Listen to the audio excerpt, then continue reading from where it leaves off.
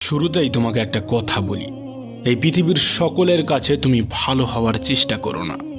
তুমি চাইলেও এই পৃথিবীর সকলের কাছে ভালো হতে পারবে না। আজ পর্যন্ত কেউ তা পারেনি, আর তুমিও পারবে না। যদি সৎ হতে হয়, যদি ভালো হতেই হয়, তাহলে নিজের কাছে হও, নিজের পিতামাতার কাছে হও। কিছু কিছু জিনিস, কিছু কিছু আদর্শ মেনে চলা উচিত। তার মধ্যে একটি আদর্শ হলো বন্ধুদের সাথে কখনো বিশ্বাসঘাতকতা করবে না। শুধু তাই নয়, বিশ্বাসঘাতকের সাথেও কখনো বন্ধুত্ব করবে না।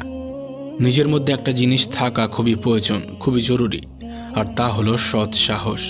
যদি ভুলকে ভুল এবং ঠিককে ঠিক বলার সাহস তোমার মধ্যে না থাকে, তাহলে তোমার মধ্যে সৎ সাহস এবং ক্ষমতা কোনোটাই নেই। তোমার সাথে তোমার রবের সম্পর্ক সব থেকে বেশি গভীর হওয়া উচিত।